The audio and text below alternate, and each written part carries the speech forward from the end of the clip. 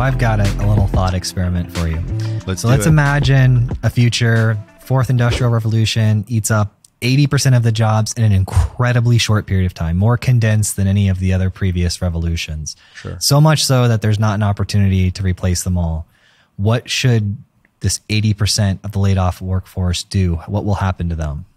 Well, here's what's happened in history. Whatever the disruption has been, whether you're a weaver or pick a tool, they rebel. If there is not a path that leads to hope, there is rebellion, good or bad. There is a rebellion and a revolution.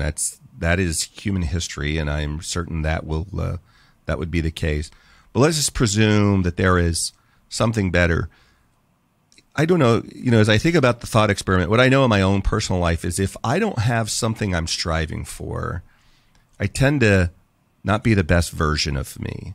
Something that I'm striving for intellectually, something that I'm striving for morally, something in my community. And I think that's true. I mean, one of the things that COVID seemed to illustrate is that human beings are social creatures and we're designed for community. There are outliers. I'm not talking about the outliers, but in general, we are designed to be in community and connected to people.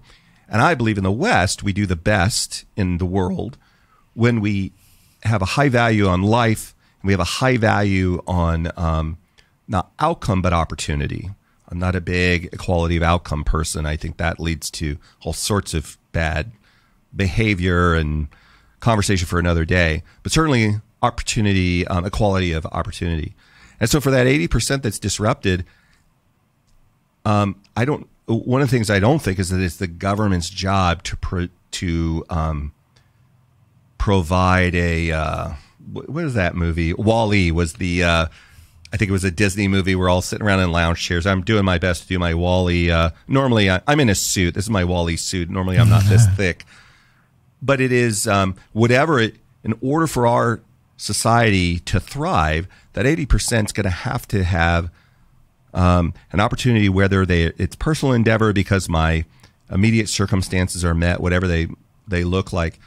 But I'm going to have to be able to find a way to strive for the things that just bring value and meaning to me and to my community, whatever that looks like. And I don't know exactly. What I don't want to see is the government trying to come in and mandate some mechanism by which we find meaning, or we're just doing mundane whatever. But I'm not one. Look, if somebody came along and said, "Hey, look, we're going to create an opportunity where for me and my family, where I don't have to show up to work tomorrow if I don't want to," what would I do? In other words, I'm not trying to get a paycheck. I've got my health care taken care of. I've got my income taken care of, and I'm free in this society to do what I want. I'd probably do exactly what I'm doing. My name would be on the podcast, so my topics would probably be wider and different and maybe more controversial in my podcast. I follow the corporate rules because I'm a good corporate citizen.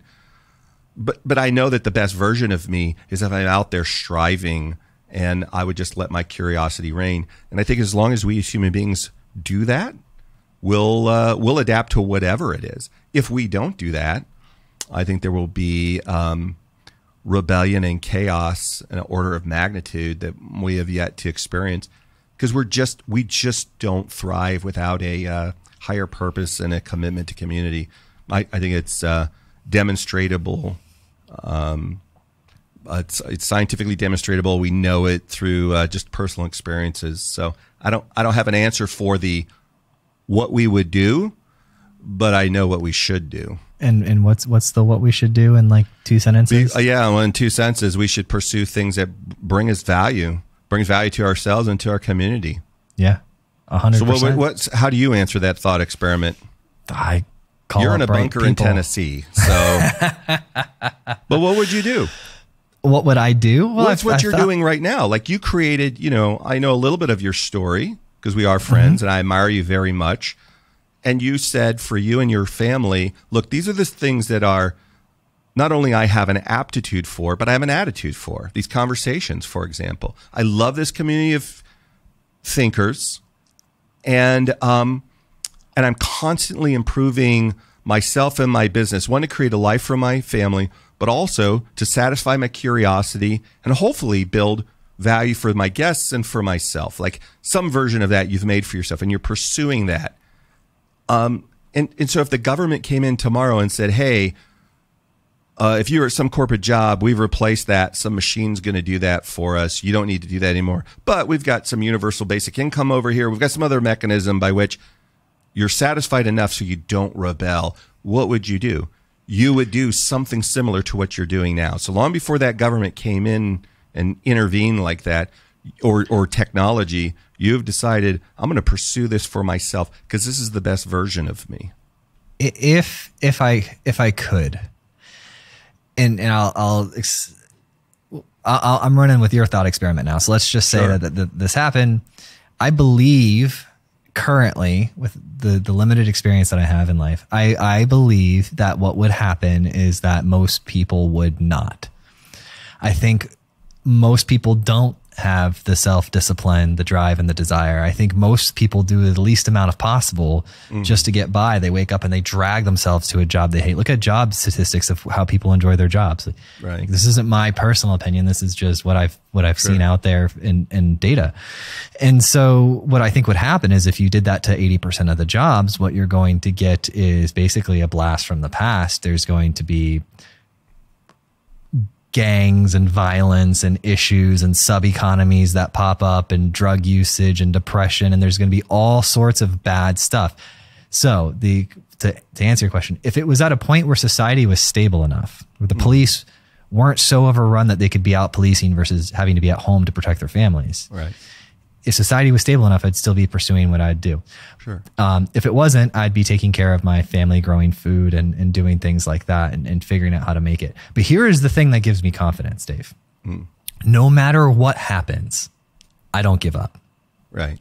Like, that's it. Like I go out fighting. Like I don't give up. I don't care how bad it gets. I told people when I raised money for my business 5 years ago, one of the reasons why they told me after that they decided to invest in me is because I was standing up in front of them, all like 50 limited partners, and I said something along the lines of, they were grilling me like, what happens if it doesn't work? What's the contingency plan or this?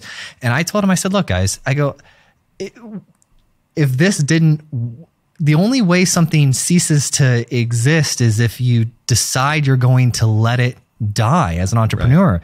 I said, I will be working night shifts at Walmart, scrubbing toilets and still trying to get this thing to work. Right. Like there is nothing that will stop me from trying to get this thing to work. Like I will do that. You could find me if I still don't get it to work. I'll be 80 years old, still scrubbing those toilets, trying to figure out how to get it to work. Like I won't stop until we get there. And for them, they liked that aspect of it, but it's the truth. It wasn't something I said to raise capital. In fact, I had never raised capital myself before that. And it was my first time ever doing it. And I haven't since. I've only ever done it once. Right. So, in a venture capital official way. Yeah. I won't give up. I'll just keep going. I'll find a way to do what I love.